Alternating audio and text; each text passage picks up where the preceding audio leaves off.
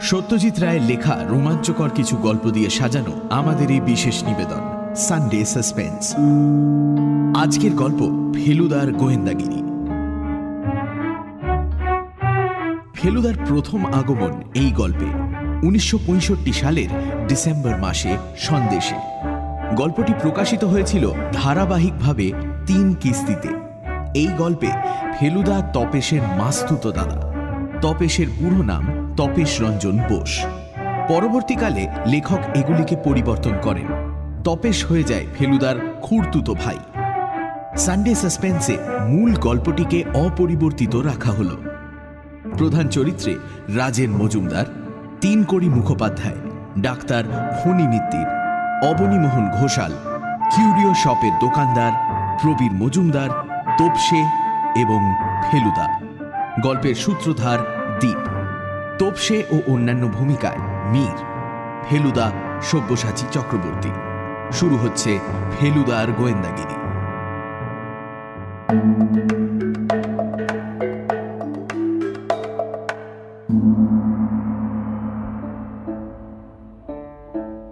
রাজেন বাবুকে রোজ বিকেলে মেলে আসতে দেখি। মাথার চুল সব পাকা, গায়ের রং ফর্সা, মুখের ভাব হাসি খুশি। পুরনো নেপালি আর তিব্বতী জিনিস টিনিসের যে দোকানটা আছে সেটাই কিছুক্ষণ কাটিয়ে বেরিয়ে এসে বেঞ্চিতে আধ ঘন্টার মতো বসে সন্ধে হব হলে জলা পাহাড়ে বাড়ি ফিরে যান। আমি আবার একদিন ওর পেছন পেছন গিয়ে ওর বাড়িটাও দেখে এসেছি। গেটের কাছাকাছি যখন পৌঁছেছি হঠাৎ আমার দিকে ফিরে জিজ্ঞেস করলেন, কে তুমি, পেছু নিয়েছ? আমি বললাম, আমার নাম তপেশ রঞ্জন বোস। তবে এই নাও লজন চুস বলে পকেট থেকে সত্যিই একটা লেমন ড্রপ বার করে আমায় দিলেন আর দিয়ে বললেন, একদিন সকাল সকাল এসো আমার বাড়িতে, অনেক মুখোশ আছে, দেখাবো। সেই রাজেন বাবুর যে এমন বিপদ ঘটতে পারে তা কেউ বিশ্বাস করবে? ফেলুদাকে কথাটা বলতে এসে খ্যাক করে উঠল। পাকামো করিস নে, কার কি করে বিপদ ঘটবে না ঘটবে সেটা কি মানুষকে দেখলে বোঝা যায়? আমি দস্তুর মতো রেগে গেলাম। বারে, রাজেনবাবু যে ভালো লোক সেটা বুঝি, দেখলে বোঝা যায় না? তুমি তো তাকে দেখোইনি। দার্জিলিংয়ে এসে অবধি তো তুমি বাড়ি থেকেই বেরোওনি। রাজেনবাবু নেপালি বস্তিতে গিয়ে গরিবদের কত সেবা করেছেন জানো? আচ্ছা বেশ বেশ, এখন বিপদটা কি তাই শুনি। আর তুই কচি খোকা, সেই বিপদের কথা তুই জানলি কি করে? কচি খোকা অবশ্যই আমি মোটেই না, কারণ আমার বয়স 13.5 বছর। ফেলুদার বয়স আমার ঠিক ডবল। সত্যি বলতে কি, ব্যাপারটা আমার জানার কথা নয়। মেলে বেঞ্চিতে বসেছিলাম, আজ রবিবার, ব্যান্ড বাজাবে তাই শুনবো বলে। আমার পাশে বসেছিলেন তিনকড়ি বাবু, যিনি রাজেনবাবুর বাড়িতে ঘর ভাড়া নিয়ে দার্জিলিংয়ে গরমের ছুটি কাটাতে এসেছেন। তিনকড়ি বাবু আনন্দবাজার পড়ছিলেন আর আমি কোনো রকমে উঁকি ঝুঁকি মেরে ফুটবলের খবরটা দেখার চেষ্টা করছিলাম। এমন সময় হাঁপাতে হাঁপাতে ফ্যাকাশে মুখ করে রাজেনবাবু এসে ধপ করে তিনকড়ি বাবুর পাশে বসে গায়ের চাদরটা দিয়ে কপালের ঘাম মুছতে লাগলেন। তিনকড়ি বাবু কাগজ বন্ধ করে বললেন, কি হলো, চড়াই উঠে এলেন নাকি? রাজেনবাবু গলা নামিয়ে বললেন, আরে না মশাই, একই ইনক্রেডিবল ব্যাপার। ইনক্রেডিবল কথাটা আমার জানা ছিল। ফেলুদা ওটা প্রায়ই ব্যবহার করে। ওর মানে হলো অবিশ্বাস্য। তিনকড়ি বাবু বললেন, কি ব্যাপার? এই দেখুন না। রাজেন বাবু পকেট থেকে একটা ভাঁজ করা নীল কাগজ বার করে তিনকড়ি বাবুর হাতে দিলেন। বুঝতে পারলাম সেটা একটা চিঠি। আমি অবশ্যই চিঠিটা পড়িনি বা পড়ার চেষ্টাও করিনি, বরঞ্চ আমি উল্টো দিকে মুখ ঘুরিয়ে গুনগুন করে গান গেয়ে এমন ভাব দেখাচ্ছিলাম যেন বুড়োদের ব্যাপারে আমার কোনো ইন্টারেস্টই নেই। কিন্তু চিঠিটা না পড়লেও তিনকড়ি বাবুর কথা আমি শুনতে পেয়েছিলাম। সত্যি ইনক্রেডিবল। আপনার উপর কার এমন আক্রোশ থাকতে পারে যে আপনাকে এভাবে শাসিয়ে চিঠি লিখবে? রাজেন বাবু বললেন, তাই তো ভাবছি।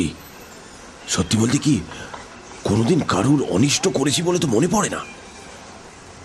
তিনকড়ি বাবু এবার রাজেন বাবুর দিকে ঝুঁকে ফিসফিস করে বললেন, হাটের মাঝখানে সব ডিসকাস না করাই ভালো, বাড়ি চলুন। দুই বুড়ো উঠে পড়লেন। ফেলুদা ঘটনাটা শুনে কিছুক্ষণ ভুরু কুঁচকে গুম হয়ে বসে রইল। তারপর বলল, তুই তাহলে বলছিস যে একবার তলিয়ে দেখা চলতে পারে? বারে, তুমি তো রহস্যজনক ঘটনা খুঁজছিলে, বললে অনেক ডিটেকটিভ বই পড়ে তোমারও ডিটেকটিভ বুদ্ধিটা খুব ধারালো হয়ে উঠেছে। তা তো বটেই। এই ধর, আমি তো আজ ম্যালে যাইনি, তবু বলে দিতে পারি তুই কোন দিকের বেঞ্চে বসেছিলি। কোন দিক?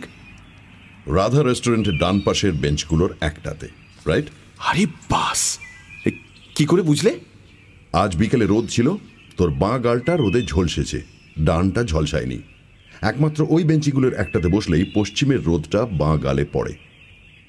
ইনক্রেডিবল। যাকে, এখন কথা হচ্ছে রাজেন মজুমদারের বাড়িতে একবার যাওয়া দরকার।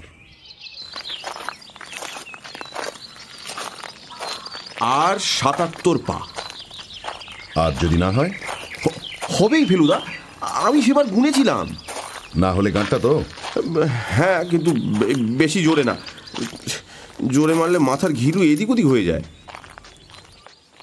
কি আশ্চর্য, ৭৭-এ রাজেনবাবুর বাড়ি পৌঁছলাম না, আরও ২৩ পা গিয়ে তবে ওর বাড়ির গেটের সামনে পড়লাম। ফেলুদা ছোট্ট করে একটা গাঁটটা মেরে বলল, আগের বার ফেরার সময় গুনেছিলি তো, নাকি আসার সময়? ফেরার সময়। ইডিয়েট, ফেরার সময় তো ঢালু নামতে হয়। তুই নিশ্চয়ই ধাঁই ধাঁই করে ইয়া বড় বড় স্টেপস ফেলেছিলি। তা হবে। নিশ্চয়ই তাই, আর তাই স্টেপস সেবার কম হয়েছিল, এবার বেশি হয়েছে। জোয়ান বয়সে ঢালু নামতে মানুষ বড় বড় পা ফেলে দৌড়নোর মতো, আর বুড়ো হলে ঢালুর বেলা ব্রেক কষে কষে ছোট ছোট পা ফেলতে হয়, তা না হলে মুখ থুবড়ে পড়ে। কাছাকাছি কোনো বাড়ি থেকে রেডিওতে গান শোনা যাচ্ছে। ফেলুদা এগিয়ে কলিং বেল টিপল। এই কি বলবে সেটা ঠিক করেছো ফেলুদা? যা খুশি তাই বলবো, তুই কিন্তু স্পিকটি নট। যতক্ষণ থাকবি এ বাড়িতে একটি কথা বলবি না। কিছু জিজ্ঞেস করলেও না? Shut up. একটা নেপালি চাকর এসে দরজা খুলে দিল। বৈঠকখানায় ঢুকলাম। বেশ সুন্দর পুরনো প্যাটার্নের কাঠের বাড়ি। শুনেছি রাজেনবাবু 10 বছর হলো রিটায়ার করে দার্জিলিংয়ে আছেন। কলকাতায় বেশ নামকরা উকিল ছিলেন। চেয়ার টেবিল যা আছে ঘরে সব বেতের। যেটা সবচেয়ে বেশি চোখে পড়ে সেটা হচ্ছে চারিদিকে দেয়ালে টাঙানো সব অদ্ভুত দাঁত খিঁচোনো চোখ রাঙানো মুখোশের শাড়ি। আর আছে পুরনো ঢাল, তলোয়ার, ভোজালি, থালা, ফুলদানি, এই সব। কাপড়ের উপর রং করা বুদ্ধের ছবিও আছে। কত পুরনো কে জানে, কিন্তু তাতে যে সোনালি রংটা আছে সেটা এখনো ঝলমল করছে। আমরা দুজনে দুটো বেতের চেয়ারে বসলাম। ফেলুদা দেয়ালের এদিক ওদিক দেখে বলল, পেরেকগুলো সব নতুন, মরচে ধরেনি। ভদ্রলোকের প্রাচীন জিনিসের শখটা বোধহয় বেশি প্রাচীন নয়। রাজেনবাবু ঘরে ঢুকলেন। আমি অবাক হয়ে দেখলাম ফেলুদা উঠে গিয়ে ঢিপ করে এক পেন নাম ঠুকে বলল, চিনতে পাচ্ছেন? আমি জয়কৃষ্ণ মিত্তিরের ছেলে ফেলু। রাজেনবাবু প্রথমে চোখ কপালে তুললেন, তারপর চোখের দুপাশ কুঁচকিয়ে এক গাল হেসে বললেন, বাবা, কত বড় হয়েছ তুমি! এই কবে এলে এখানে? বাড়ি সব ভালো? বাবা এসেছেন? ফেলুদা জবাব দিচ্ছে আর আমি মনে মনে বলছি, কি অন্যায়! এত কথা হলো আর ফেলুদা একবারও বলল না সে রাজেনবাবুকে চেনে। এবার ফেলুদা আমার পরিচয়টাও দিয়ে দিল। রাজেনবাবুর মুখ দেখে মনেই হলো না যে এই 7 দিন আগে আমাকে লজনচুষ দেবার কথাটা ওর মনে আছে। ফেলুদা এবার বলল, আপনার খুব প্রাচীন জিনিসের শখ দেখছি। রাজেনবাবু বললেন, হ্যাঁ, এখন তো প্রায় নেশায় দাঁড়িয়েছে। কদিনের ব্যাপার? এই তো মাস 6 হবে, কিন্তু এর মধ্যেই অনেক কিছু সংগ্রহ করে ফেলেছি। ফেলুদা এবার একটা গলা খাঁকরানি দিয়ে আমার কাছ থেকে শোনা ঘটনাটা বলে বলল, আপনি আমার বাবার মামলার ব্যাপারে যেভাবে সাহায্য করেছিলেন, তার প্রতিদানে আপনার এই বিপদে যদি কিছু করতে পারি। রাজেনবাবুর ভাব দেখে মনে হলো তিনি সাহায্য পেলে খুশিই হবেন, কিন্তু তিনি কিছু বলবার আগেই তিনকড়িবাবু ঘরে ঢুকলেন। তাঁর হাঁপানোর বহর দেখে মনে হলো বোধহয় বেরিয়ে ফিরলেন। রাজেনবাবু আমাদের সঙ্গে ভদ্রলোকের আলাপ করিয়ে দিয়ে বললেন, আমার বিশেষ বন্ধু জ্ঞানেশ সেন অ্যাডভোকেট হচ্ছেন এই তিনকড়িবাবুর প্রতিবেশী। আমি ঘর ভাড়া দেব শুনে জ্ঞানেশই ওকে সাজেস্ট করে আমার এখানে আসতে বলে। গোড়ায় উনি হোটেলের কথা ভেবেছিলেন। তিনকড়িবাবু হেসে বললেন, আমার ভয় ছিল আমার এই চুরুটের বাতিকটা নিয়ে। এমনও হতে পারত যে রাজেনবাবু হয়তো চুরুটের গন্ধ সহ্য করতে পারেন না, তাই সেটা আমি আমার প্রথম চিঠিতেই লিখে জানিয়ে দিয়েছিলাম। ফেলুদা বলল, আপনি কি বায়ু পরিবর্তনের জন্য এসেছেন? তা বটে, তবে বায়ুর অভাবটাই যেন লক্ষ্য করছি বেশি। পাহাড়ের ঠান্ডাটা আরেকটু বেশি এক্সপেক্ট করে লোকে। ফেলুদা হঠাৎ বলল, আপনার বোধহয় গান বাজনার শখ। তিনকড়িবাবু অবাক হাসি হেসে বললেন, সেটা ছাড়লেন কি করে? আপনি যখন কথা বলছেন তখন লক্ষ্য করছি যে লাঠির ওপর রাখা আপনার ডান হাতের তর্জনীটা রেডিওর গানটার সঙ্গে তাল রেখে যাচ্ছে। রাজেনবাবু হাসতে হাসতে বললেন, মোক্ষম ধরেছে, উনি ভালো শ্যামা সঙ্গীত গাইতে পারেন। ফেলুদা এবার বলল, চিঠিটা হাতের কাছে আছে? রাজেনবাবু বললেন, হাতের কাছে কেন, একেবারে বুকের কাছে। রাজেনবাবু কোটের বুক পকেট থেকে চিঠিটা বার করে ফেলুদাকে দিলেন। এইবার সেটা দেখার সুযোগ পেলাম। হাতে লেখা চিঠি নয়, নানান জায়গা থেকে ছাপা বাংলা কথা কেটে কেটে আঠা দিয়ে জুড়ে চিঠিটা লেখা হয়েছে। যা লেখা হয়েছে তা হলো এই: তোমার অন্যায়ের শাস্তি ভোগ করিতে প্রস্তুত হও। ফেলুদা বলল, এ চিঠি কি ডাকে এসেছে? রাজেনবাবু বললেন, হ্যাঁ, লোকাল ডাক বলা বাহুল্য। দুঃখের বিষয়ে খামটা ফেলে দিয়েছি। ওই দার্জিলিংয়েরই পোস্টমার্ক ছিল, ঠিকানাটাও ছাপা বাংলা কথা কেটে কেটে লেখা। আপনার নিজের কাউকে সন্দেহ হয়? কি আর বলবো বলো, কোনোদিন কারুর প্রতি কোনো অন্যায় বা অবিচার করেছি বলে তো মনে পড়ে না। আপনার বাড়িতে যাতায়াত করেন এমন কয়েকজনের নাম করতে পারেন? খুব সহজ, আমি লোকজনের সঙ্গে বেশি কমই। ডাক্তার ফণি মিত্তির আসেন অসুখ বিসুখ হলে। কেমন লোক বলে মনে হয়? আর ডাক্তার হিসেবে বোধ হয় সাধারণ স্তরের, তবে তাতে আমার এসে যায় না, কারণ আমার ব্যায়ামও সাধারণ। ওই সর্দি জ্বর ছাড়া আর কিছুই হয়নি দার্জিলিং এসে অবধি, তাই ভালো ডাক্তারের প্রয়োজন হয় না। চিকিৎসা করে পয়সা নেন? হ্যাঁ, তা নেন বই কি। আর আমারও তো এই পয়সার অভাব নেই, মিথ্যে অব্লিগেশনে যাই কেন। আর কে আসেন? সম্প্রতি মিস্টার ঘোষাল বলে এক ভদ্রলোক যাতায়াত। এই দেখো। দরজার দিকে ফিরে দেখি একটি ফর্সা মাঝারি হাইটের স্যুট পরা ভদ্রলোক হাসি মুখে ঘরে ঢুকছেন। আমার নাম শুনলাম বলে মনে হলো যে। রাজেনবাবু বললেন, এই মাত্র আপনার নাম করা হয়েছে, আপনারও আমার মতো পুরনো জিনিসের শখ, সেটাই এই ছেলেটিকে বলতে যাচ্ছিল। আপনার সঙ্গে আলাপ করিয়ে দিই। নমস্কার টমস্কারের পর মিস্টার ঘোষাল, পুরো নাম অবনী মোহন ঘোষাল, রাজেনবাবুকে বললেন, আপনাকে আজ দোকানে দেখলুম না, তাই একবার ভাবলুম খোঁজ নিয়ে যাই। রাজেনবাবু বললেন, না, আজ শরীরটা ভালো ছিল না। বুঝলাম রাজেনবাবু চিঠিটার কথা মিস্টার ঘোষালকে বলতে চান না। ফেলুদা মিস্টার ঘোষাল আসার সঙ্গে সঙ্গেই চিঠিটা হাতের তেলোর মধ্যে লুকিয়ে ফেলেছে। ঘোষাল বললেন, আপনি ব্যস্ত থাকলে আজ বরং আসলে আপনার ওই তিব্বতী ঘণ্টাটা একবার দেখার ইচ্ছে ছিল। রাজেনবাবু বললেন, সে তো খুব সহজ ব্যাপার, হাতের কাছেই আছে। রাজেনবাবু ঘণ্টা আনতে পাশের ঘরে চলে গেলেন। ফেলুদা ঘোষালকে জিজ্ঞেস করল, আপনি কি এখানেই থাকেন? ভদ্রলোক দেয়াল থেকে একটা ভোজালি নামিয়ে সেটা দেখতে দেখতে বললেন, আমি কোনো এক জায়গায় বেশি দিন থাকি না, আমার ব্যবসার জন্য প্রচুর ঘুরতে হয়, আমি কিউরিও সংগ্রহ করি। বাড়ি ফেরার পথে ফেলুদাকে জিজ্ঞেস করে জেনেছিলাম কিউরিও মানে দুষ্প্রাপ্য প্রাচীন জিনিস। রাজেনবাবু ঘণ্টাটা নিয়ে এলেন। দারুণ দেখতে জিনিসটা, নিচের অংশটা রূপোর তৈরি, হাতলটা তামা আর পেতল মেশানো, আর তার উপরে লাল নীল সব পাথর বসানো। অবনীবাবু চোখ টোক কুঁচকে বেশ অনেকক্ষণ ধরে ঘণ্টাটা এদিক ওদিক ঘুরিয়ে ফিরিয়ে দেখলেন। রাজেনবাবু বললেন, কি মনে হয়? সত্যি দাম মেরেছেন, একেবারে খাঁটি পুরনো জিনিস। আপনি বললে আমার আর কোনোই সন্দেহ থাকে না।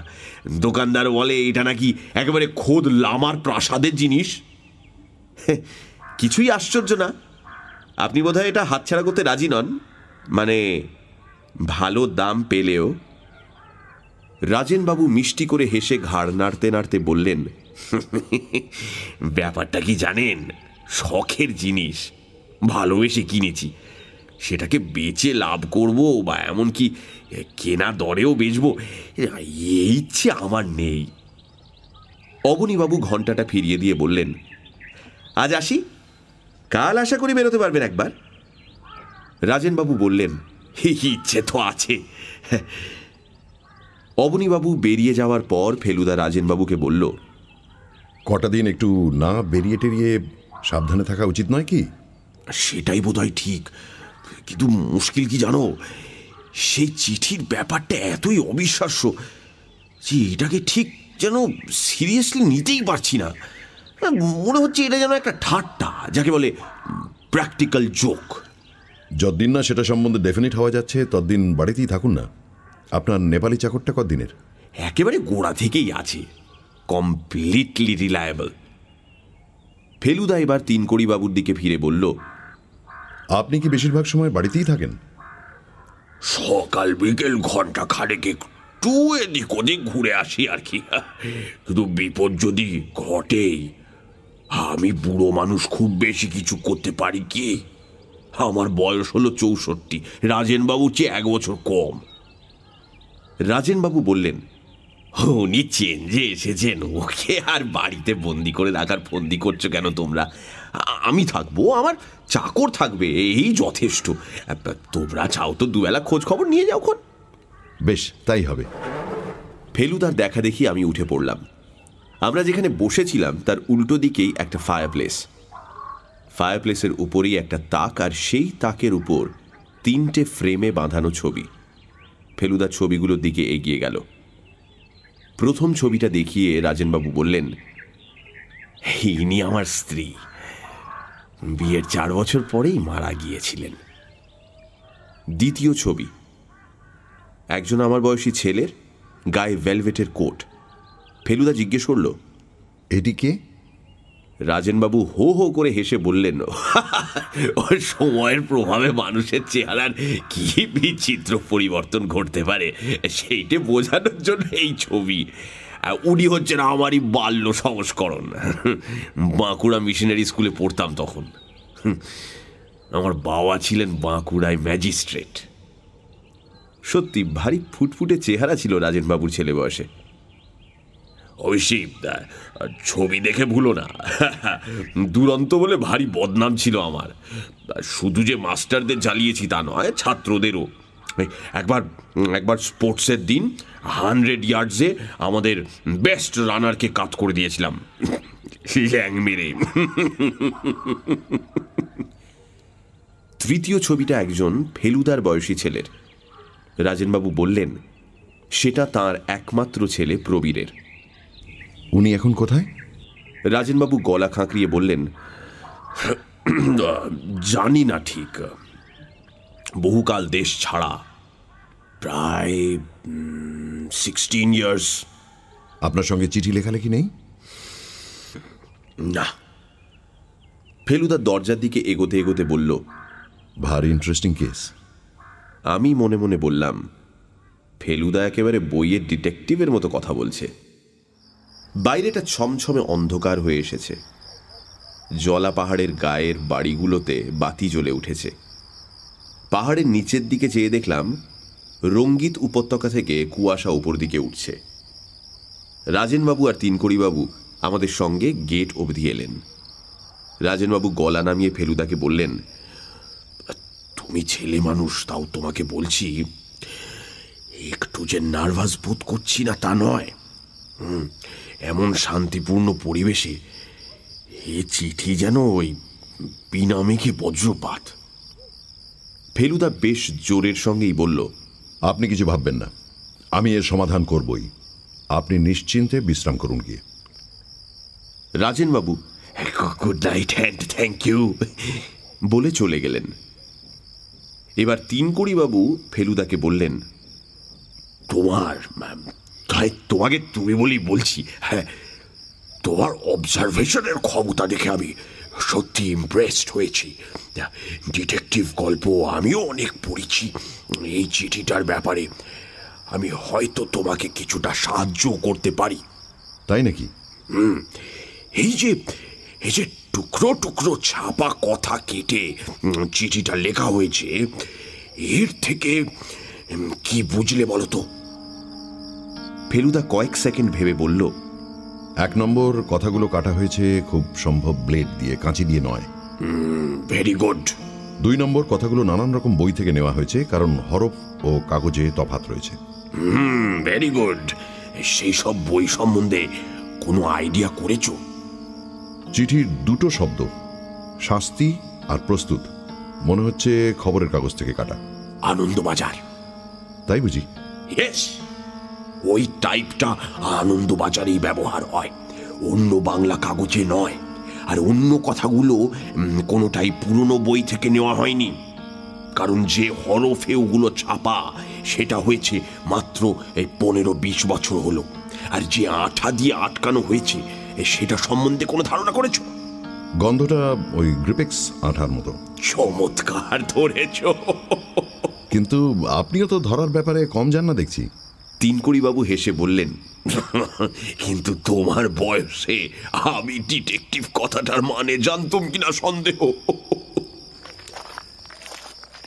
বাড়ি ফেরার পথে ফেলুদা বলল, রাজেনবাবুর মিস্ট্রি সলভ করতে পারবো কিনা জানি না, কিন্তু এই সূত্রে তিনকড়িবাবুর সঙ্গে আলাপটা বেশ ফাউ পাওয়া গেল। আমি বললাম, তাহলে উনি ব্যাপারটা তদন্ত করুন না, তুমি আর মিথ্যে মাথা ঘামাচ্ছ কেন? আহা, বাংলা হরফের ব্যাপারটা জানা আছে বলে কি সবই জানবেন নাকি? ফেলুদার কথাটা শুনে ভালোই লাগলো। ওর মতো বুদ্ধি আশা করি তিনকড়িবাবুর নেই। মাঝে মাঝে ফোড়ন দিলে আপত্তি নেই, কিন্তু আসল কাজটা যেন ফেলুদাই করে। কাকে অপরাধী বলে মনে হচ্ছে ফেলুদা? অপরাধ? কথাটার মাঝখানেই ফেলুদা থেমে গেল। তার দৃষ্টি দেখলাম একজন লোককে ফলো করে পিছন দিকে ঘুরছে। লোকটাকে দেখলি? কই না তো, মুখ দেখিনি তো। ল্যাম্পের আলোটা পড়লো আর ঠিক মনে হলো। ফেলুদা আবার থেমে গেল। কি মনে হলো ফেলুদা? না, বোধহয় চোখের ভুল। চ, পা চালিয়ে চ, খিদে পেয়েছে।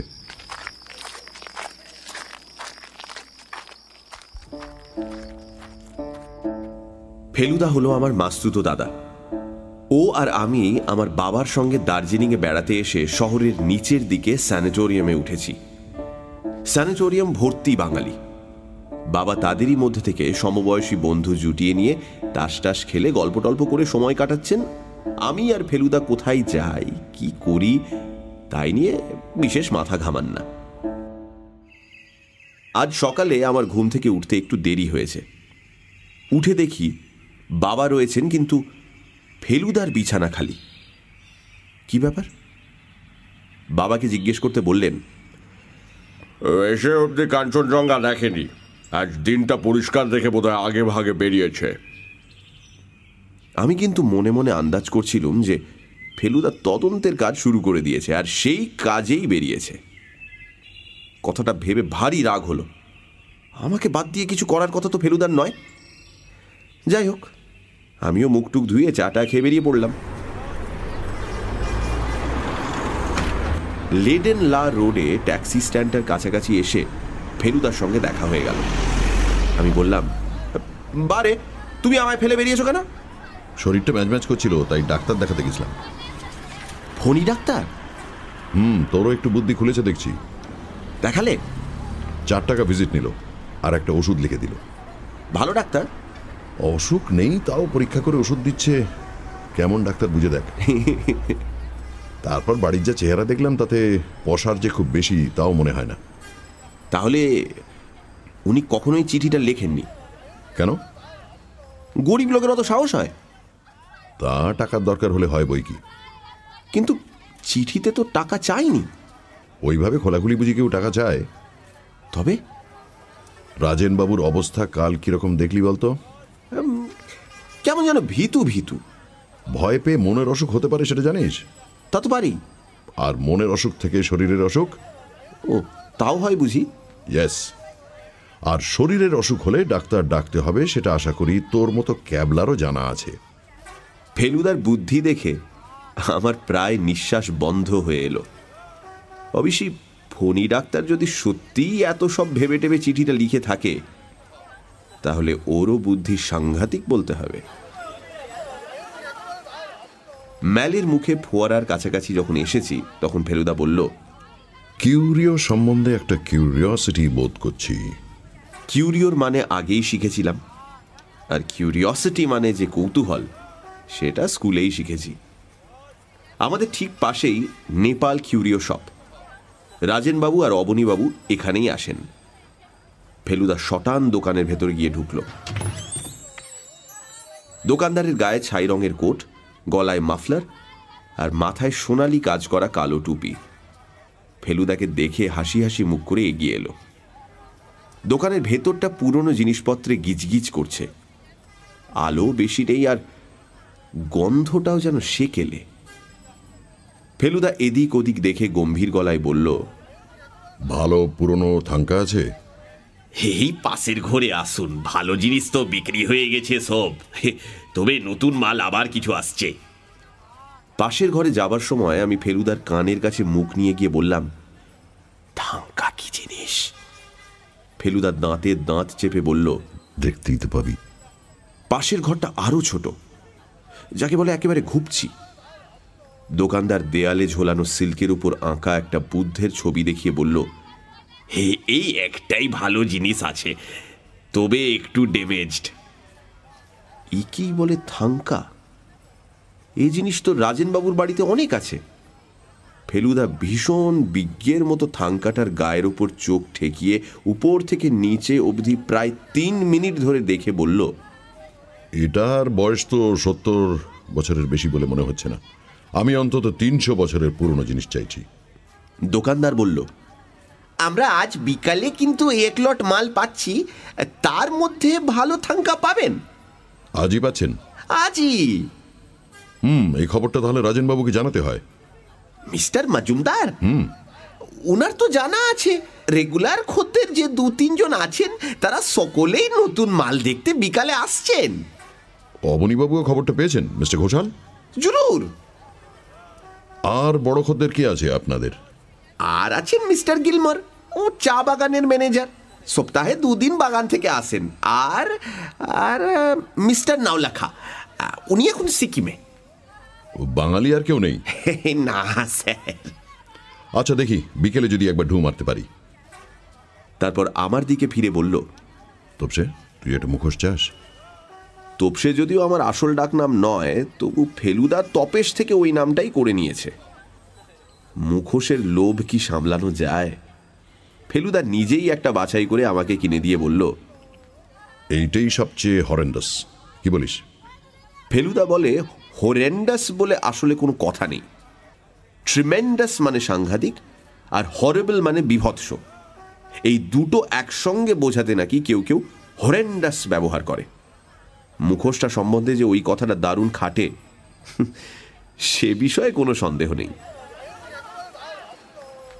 দোকান থেকে বেরিয়ে ফেলুদা আমার হাত ধরে কি একটা বলতে গিয়ে হঠাৎ থেমে গেল। এবারও দেখি ফেলুদা একজন লোকের দিকে দেখছে। বোধহয় কাল রাতে যাকে দেখেছিল সেই লোকটাই। বয়স আমার বাবার মতো, মানে 40-42, গায়ের রং ফর্সা, চোখে কালো চশমা। যে স্যুটটা পরে আছে সেটা দেখে মনে হয় খুব দামি। ভদ্রলোক ম্যালের মাঝখানে দাঁড়িয়ে পাইপ ধরাচ্ছেন। আমার দেখে কেমন জানি চেনা চেনা মনে হলো, কিন্তু কোথায় দেখেছি ঠিক বুঝতে পারলাম না। ফেলুদা সোজা লোকটার দিকে এগিয়ে গিয়ে তার পাশে দাঁড়িয়ে ভীষণ সাহেবী কায়দার উচ্চারণে বলল, এক্সকিউজ মি, আপনি মিস্টার চ্যাটার্জি? ভদ্রলোকও একটু গম্ভীর গলায় পাইপ কামড়ে বলল, no, I am not. Feluda খুবই অবাক হবার ভান করে বলল, স্ট্রেঞ্জ, আপনি সেন্ট্রাল হোটেলে উঠেছেন না? ভদ্রলোক একটু হেসে অবজ্ঞার সুরে বললেন, না, Mount Everest, I don't have a twin brother. এই বলে ভদ্রলোক গটগটিয়ে অবজারভেটরি হিলের দিকে চলে গেলেন। যাবার সময় লক্ষ্য করলাম যে তার কাছে একটা ব্রাউন কাগজে মোড়া প্যাকেট, আর কাগজটার গায়ে লেখা নেপাল কিউরিও শপ। আমি চাপা গলায় বললাম, ফেলুদা, উনিও কি মুখোশ কিনেছেন নাকি? তা কিনতে পারে, মুখোশটা তো আর তোর আমার একচেটিয়া নয়। চ, কেভেন্টাসে গিয়ে একটু কফি খাওয়া যাক। কেভেন্টাসের দিকে যেতে যেতে ফেলুদা বলল, লোকটাকে চিনলি? আমি বললাম, তুমি চিনলে না আর আমি কি করে চিনি বলো? তবে চেনা চেনা লাগছিল। আমি চিনলাম না? বারে, কোথায় চিনলে? ভুল নাম বললে যে। তোর যদি এতটুকু সেন্স থাকে, ভুল নাম বলেছি হোটেলের নামটা বের করার জন্য, সেটাও বুঝলি না? লোকটার আসল নাম কি জানিস? কি? প্রবীর মজুমদার। ওহো, হ্যাঁ, ঠিক বলেছো, ঠিক বলেছো। রাজেনবাবুর ছেলে, তাই না? যার ছবি রয়েছে তাকের উপর। অবশ্যই বয়সটা এখন অনেক বেড়ে গেছে তো। শুধু যে চেহারায় মিল তা নয়, গালের আঁচিলটা নিশ্চয়ই তুইও লক্ষ্য করেছিস। আসল কথাটা হচ্ছে, ভদ্রলোকের জামা কাপড় সব বিলিতি। স্যুট লন্ডনের, টাই প্যারিসের, জুতো ইটালিয়ান, এমনকি রুমালটা পর্যন্ত বিলিতি। সদ্য বিলেত ফেরত, সে বিষয়ে কোনো সন্দেহ নেই। কিন্তু ওর ছেলে এখানে রয়েছে সে খবর রাজেনবাবু জানেন না? বাপ যে এখানে রয়েছে সেটা ছেলে জানে কিনা সেটাও খোঁজ নিয়ে দেখা দরকার। রহস্য ক্রমেই ঘনিয়ে আসছে। এই কথাটা ভাবতে ভাবতে কেভেন্টাসে পৌঁছলাম। দোকানের ছাদে যে বসার জায়গাটা আছে সেটা আমার ভীষণ ভালো লাগে। চারিদিকে দার্জিলিং শহরটা আর ওই নিচে বাজারটা দারুণ ভালো দেখায়। ছাদে উঠে দেখি কোণের টেবিলটায় চুরুট হাতে তিনকড়িবাবু বসে কফি খাচ্ছেন। ফেলুদাকে দেখতে পেয়েই হাত তুলে আমাদের তাঁর টেবিলে গিয়ে বসতে বললেন। আমরা তিনকড়িবাবুর দুদিকে দুটো টিনের চেয়ারে বসলাম। তিনকড়িবাবু ফেলুদাকে বললেন, ডিটেকশনে তোমার পারদর্শিতা দেখে খুশি হয়ে আমি তোমাদের দুজনকে দুটো হট চকলেট খাওয়াবো, আপত্তি আছে? হট চকলেটের নাম শুনে আমার জিভে জল এসে গেল। তিনকড়িবাবু তুড়ি মেরে একটা বেয়ারাকে ডাকলেন। বেয়ারা এসে অর্ডার নিয়ে গেলে পর তিনকড়িবাবু কোটের পকেট থেকে একটা বই বার করে ফেলুদাকে দিয়ে বললেন, এই নাও, একটা এক্সট্রা কপি ছিল আমার লেটেস্ট বই, তোমায় দিলুম। বইয়ের মলাটটা দেখে ফেলুদার মুখটা হাঁ হয়ে গেল। আপনার বই মানে? আপনার লেখা? আপনি গুপ্তচর নাম নিয়ে লেখেন? তিনকড়িবাবু আধ বোঝা চোখে অল্প হাসি হেসে মাথা নেড়ে হ্যাঁ বললেন। ফেলুদার অবাক ভাব আরও যেন বেড়ে গেল। সে কি, আপনার সবকটা উপন্যাস যে আমার পড়া। বাংলায় আপনার ছাড়া আর কারো রহস্য উপন্যাস আমার ভালো লাগে না। Thank you, thank you. ব্যাপারটা কি জানো, এখানে একটা প্লট মাথায় নিয়ে লেখার জন্যই এসেছিলাম। এখন দেখছি বাস্তব জীবনের রহস্য নিয়ে মাথা ঘামিয়ে ছুটিটা ফুরিয়ে গেল। আমার সত্যি দারুণ লাক, আপনার সঙ্গে এইভাবে আলাপ হয়ে গেল। দুঃখের বিষয়, আমার ছুটির মেয়াদ সত্যিই ফুরিয়ে এসেছে। কাল সকালে চলে যাচ্ছি আমি। আশা করছি যাবার আগে তোমাদের আরো কিছুটা হেল্প করে দিয়ে যেতে পারবো। ফেলুদা এবার তার এক্সাইটিং খবরটা তিনকড়িবাবুকে দিয়ে দিল। রাজেনবাবুর ছেলেকে আজ দেখলাম। বলো কি হে? এই 10 মিনিট আগে। তুই ঠিক বলছো? চিনতে পেরেছো তো? ঠিক 14 আনা শিওর। মাউন্ট এভারেস্ট হোটেলে গিয়ে খোঁজ করলে বাকি 2 আনাও পুড়ে যাবে বোধহয়। তিনকড়িবাবু হঠাৎ একটা দীর্ঘশ্বাস ফেললেন। রাজেনবাবুর মুখে তার ছেলের কথা শুনেছ? কাল যা বললেন তার বেশি কিছু শুনিনি। আমি শুনেছি অনেক কথা। ছেলেটি অল্প বয়সে বকে গিয়েছিল, বাপের সিন্দুক থেকে টাকা চুরি করে ধরা পড়েছিল, রাজেনবাবু তাকে ত্যায্য পুত্র করেন, বাড়ি থেকে বেরিয়ে যেতে বলেন। ছেলেটি গিয়েও ছিল তাই।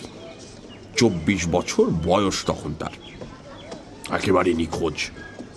রাজেনবাবু অনেক অনুসন্ধান করেছিলেন, কারণ পরে তার অনুতাপ হয়, কিন্তু ছেলে কোনো খোঁজ খবর নেয়নি বা দেয়ওনি।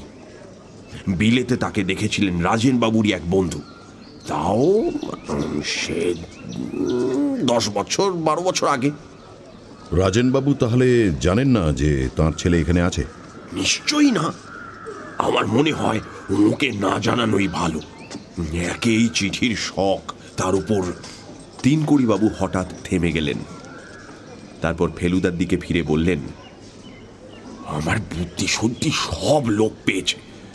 রহস্য উপন্যাস লেখা ছেড়ে দেওয়া উচিত। ফেলুদা হাসতে হাসতে বলল, প্রবীর মজুমদার যে চিঠি লিখে থাকতে পারেন সেটা আপনার খেয়াল হয়নি তো? এক্স্যাক্টলি।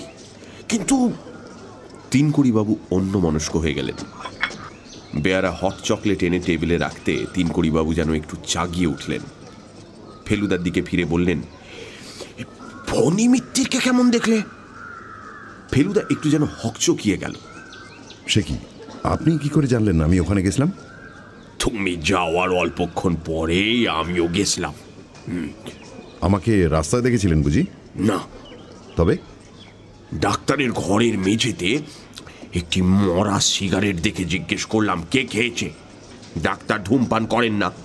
ফণিবাবু তখন বর্ণনা দিলেন, তাতে তোমার কথা মনে হলো।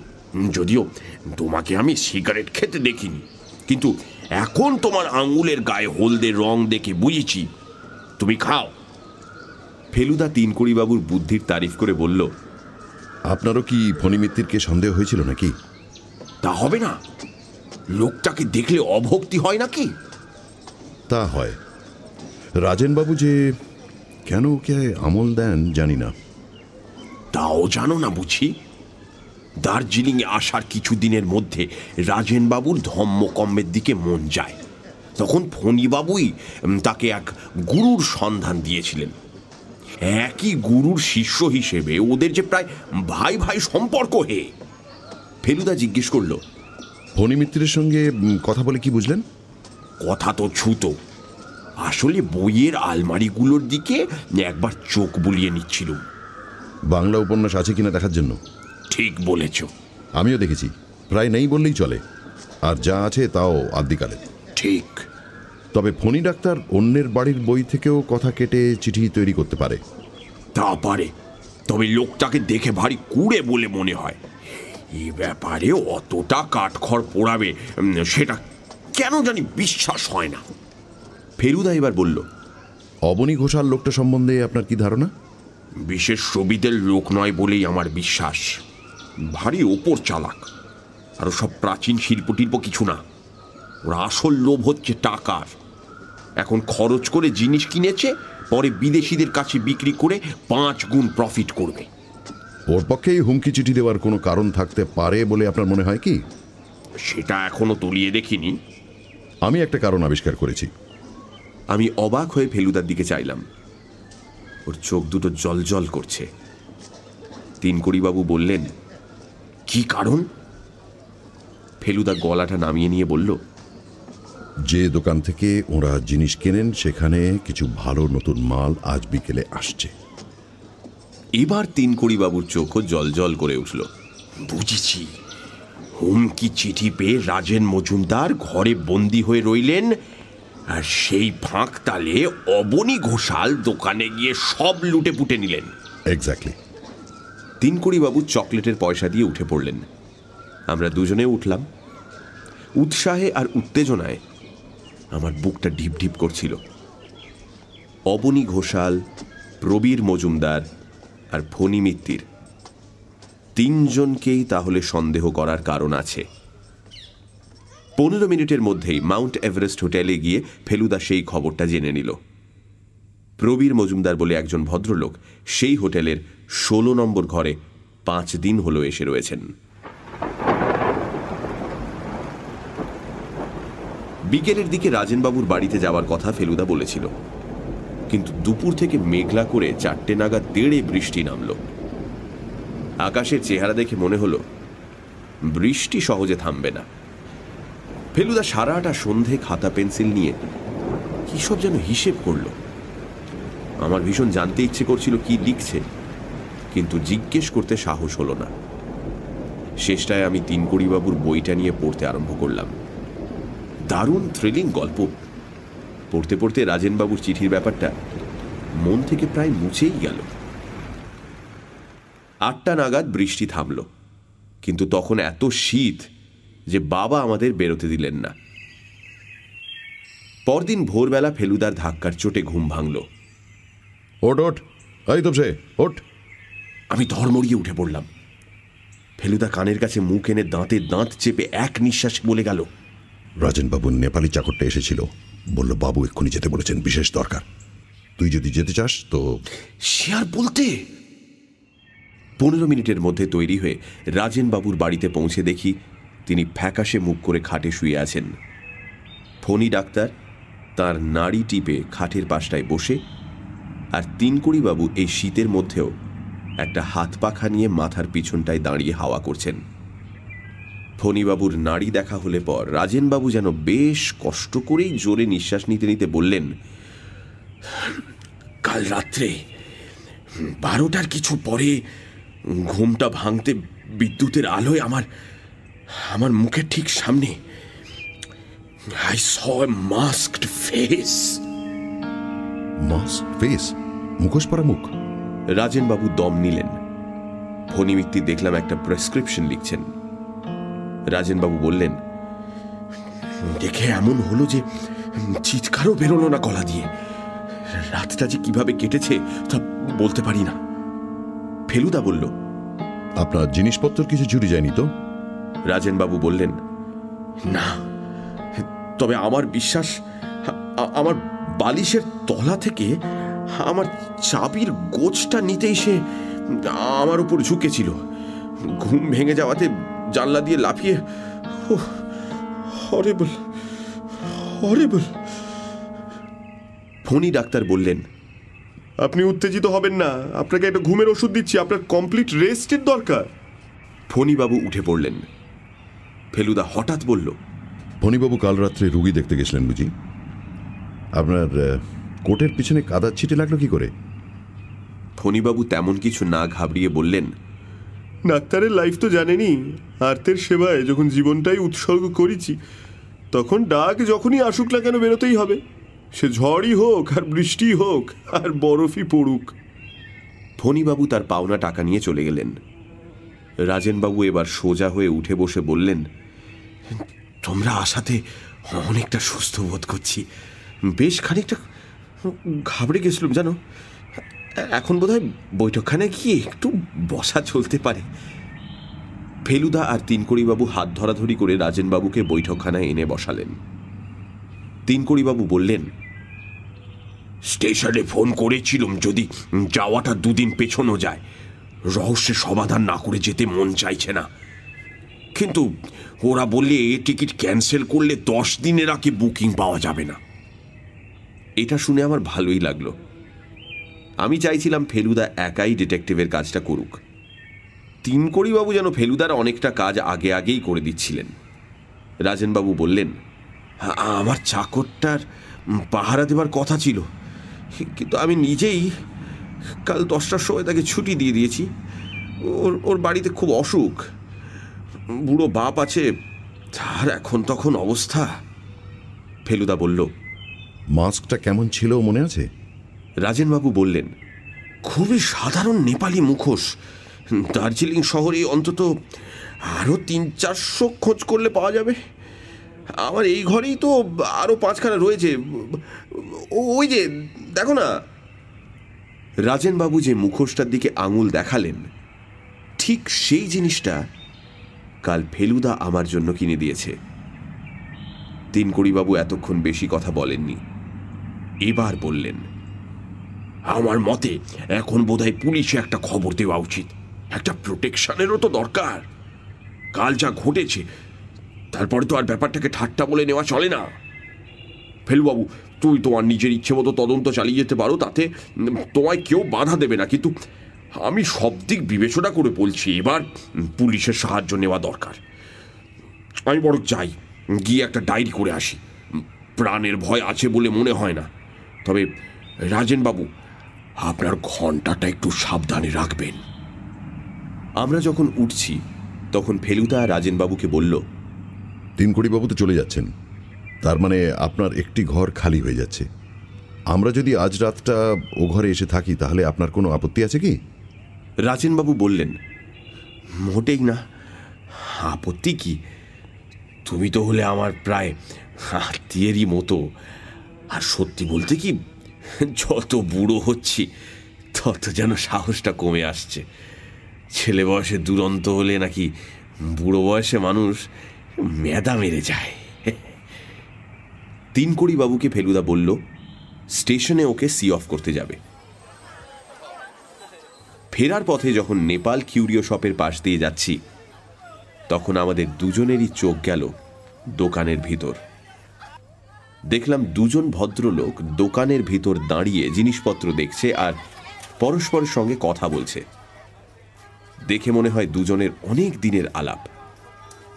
একজন অবনী ঘোষাল আর একজন প্রবীর মজুমদার। আমি ফেলুদার দিকে চাইলাম। তার মুখের ভাব দেখে মনে হলো না সে কোনো আশ্চর্য জিনিস দেখেছে। 10:30টার সময় স্টেশনে গেলাম তিনকড়িবাবুকে গুড বাই করতে। উনি এলেন আমাদেরও 5 মিনিট পরে। চড়াই উঠে উঠে পায়ে ব্যথা হয়ে গেছে, তাই আস্তে হাঁটতে হলো। সত্যি ভদ্রলোক একটু খোঁড়াচ্ছিলেন। নীল রঙের ফার্স্ট ক্লাস কামরায় উঠে তিনকড়িবাবু তার অ্যাটাচি কেস খুলে একটা ব্রাউন কাগজের প্যাকেট ফেলুদাকে দিলেন। এটা কিনতেও একটু সময় লাগলো। রাজেনবাবু তো আর কিউরিওর দোকানে যেতে পারলেন না, অথচ কাল সত্যিই অনেক ভালো জিনিস এসেছে। তার থেকে একটি সামান্য জিনিস বাছাই করে ওর জন্যই এনেছি। তোমরা আমার নাম করে শুভেচ্ছা জানিয়ে ওকে দিয়ে দিও। ফেলুদা প্যাকেটটা নিয়ে বলল, আপনার ঠিকানা দিয়ে গেলেন না? মিস্ট্রিটা সলভ করে আপনাকে জানিয়ে দেবো ভাবছিলাম যে। তিনকড়িবাবু বললেন, আমার প্রকাশকের ঠিকানাটা আমার বইয়েতেই পাবে, তার কেয়ারে লিখলেই চিঠি আমার কাছে পৌঁছে যাবে। Good luck. ট্রেন ছেড়ে দিল।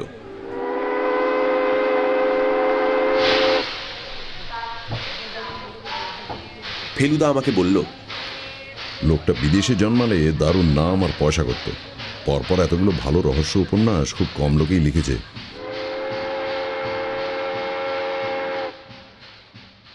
সারাদিন ধরে ফেলুদা রাজেনবাবুর ব্যাপারটা নিয়ে নানান জায়গায় ঘোরাফেরা করল। আমি অনেক করে বলতেও আমাকে সঙ্গে নিল না। সন্ধেবেলা যখন রাজেনবাবুর বাড়ি যাচ্ছি তখন ফেলুদাকে বললাম, কোথায় কোথায় গেলে অন্তত সেইটা বলবে তো।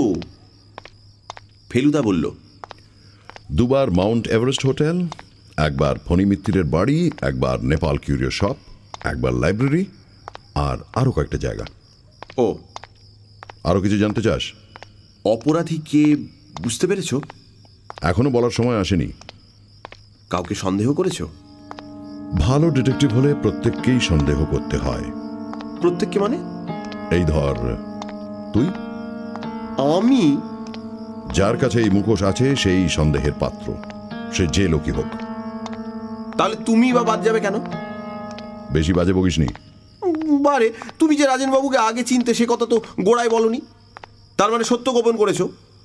আর আমার মুখোশও ইচ্ছে করলে তুমিও ব্যবহার করতে পারো, হাতের কাছেই থাকে। Shut up. রাজেনবাবুকে এ বেলা দেখে তবু অনেকটা ভালো লাগলো। কেমন আছেন জিজ্ঞেস করতে বললেন, দুপুরের দিকটা বেশ ভালো বোধ করছিলাম। যত সন্ধে হয়ে আসছে ততই যেন কেমন অস্বস্তি লাগছে। ফেলুদা তিনকড়িবাবুর দেওয়া প্যাকেটটা রাজেনবাবুকে দিল। সেটা খুলে তার থেকে একটা চমৎকার বুদ্ধের মাথা বের হলো। সেটা দেখে রাজেনবাবুর চোখ ছলছল করে এলো। ধরা গলায় বললেন, খাসা জিনিস। ফেলুদা বলল, পুলিশ থেকে লোক এসেছিল? আর বলো না, এসে 32 রকম জেরা করলে। কদ্দূর কি হদিশ পাবে জানি না, তবে আজ থেকে বাড়িটা ওয়াচ করার জন্য লোক থাকবে, সেই যা নিশ্চিন্তি। সত্যি বলতে কি, তোমরা হয়তো না এলেও চলতো। ফেলুদা বলল, স্যানাটোরিয়ামে বড্ড গোলমাল, এখানে হয়তো চুপচাপ আপনার কেসটা নিয়ে একটু ভাবতে পারবো। রাজেনবাবু হেসে বললেন, আর তাছাড়া আমার চাকরটা খুব ভালো রান্না করে। আজ মুরগির মাংস রাঁধতে বলেছি, স্যানিটোরিয়ামে অমনটি খেতে পাবে না। রাজেনবাবু আমাদের ঘরটা দেখিয়ে দিয়ে নিজের ঘরে চলে গেলেন। ফেলুদা শটান খাটের উপর শুয়ে পড়ে একটা সিগারেট ধরিয়ে কড়িকাঠের দিকে তাক করে পরপর 5টা ধোঁয়ার রিং ছাড়ল। তারপর আধবোজা চোখে বেশ কিছুক্ষণ চুপ করে থেকে বলল, ফণী মিত্তির কাল সত্যি রুগী দেখতে গিয়েছিলেন।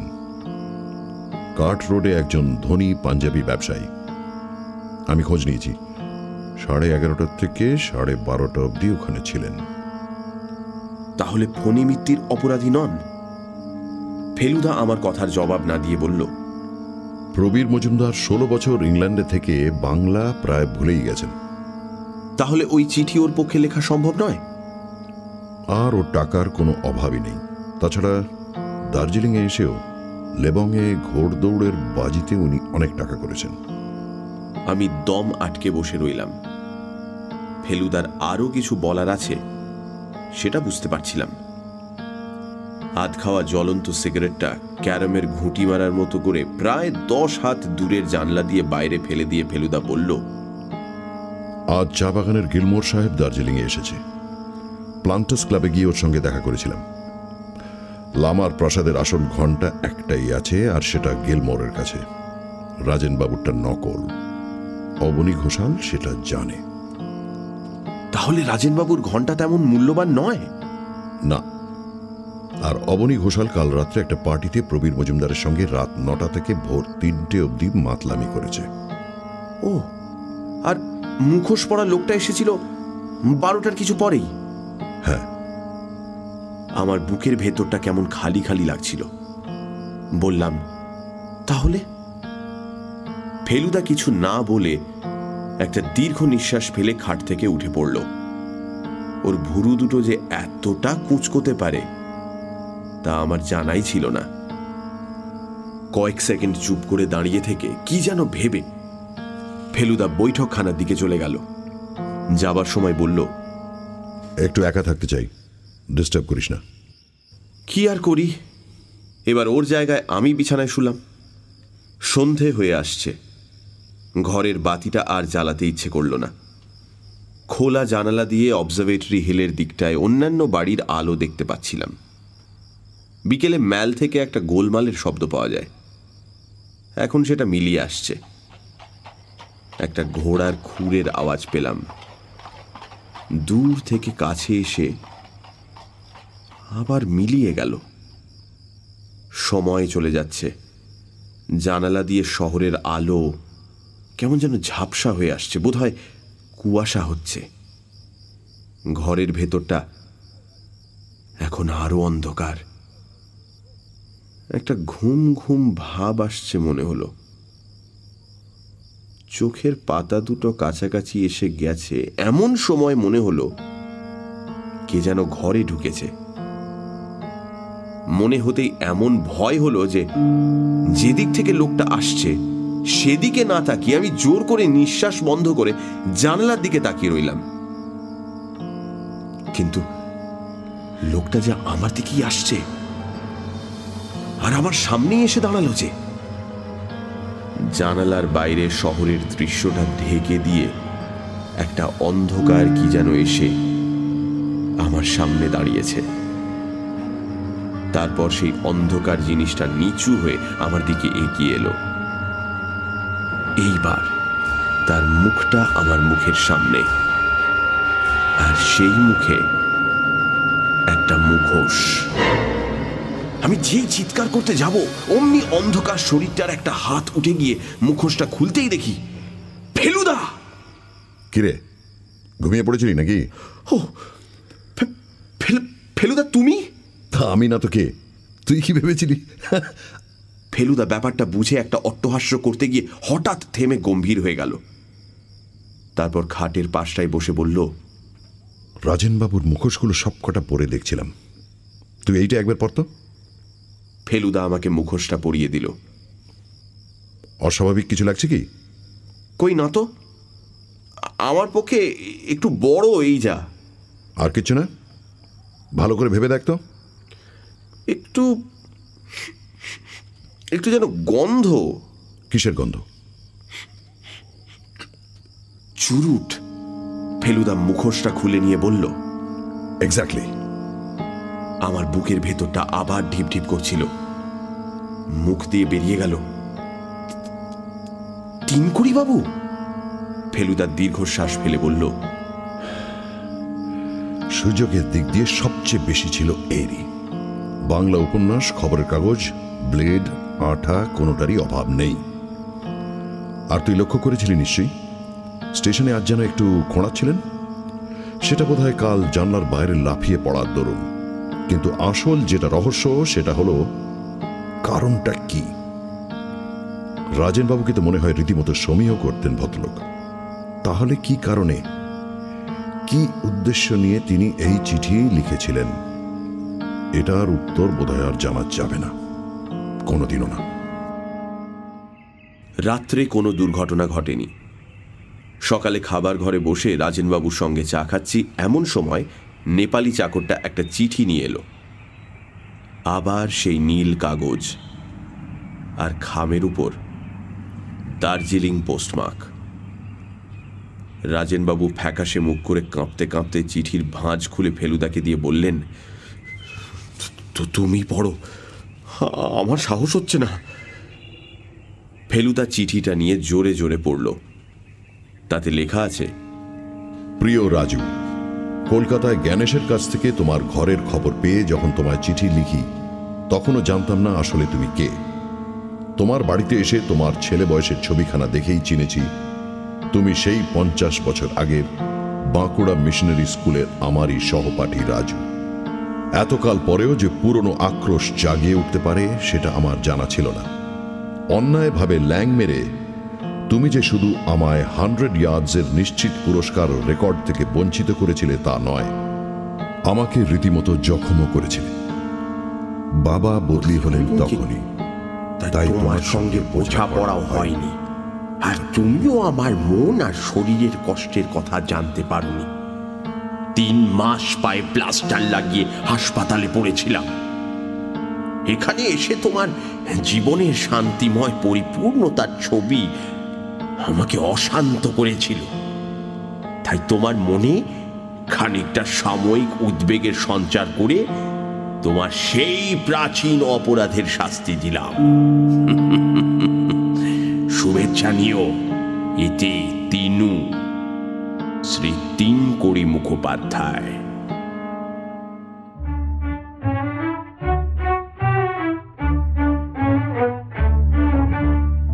শুনছিলেন ফেলুদার গোয়েন্দাগিরি।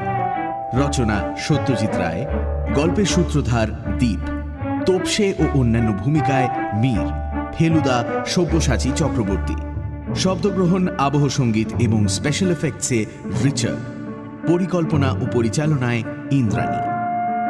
রেডিও মির্চির তরফ থেকে আন্তরিক ধন্যবাদ শ্রী দেবাশিস মুখোপাধ্যায়, শ্রী সব্যসাচী চক্রবর্তী ও শ্রী সন্দীপ রায়কে আমাদের পাশে থাকার জন্য। আগামী সপ্তাহে ঠিক এই সময় আরও একটি রোমাঞ্চকর গল্প নিয়ে হাজির হবে সানডে সাসপেন্স।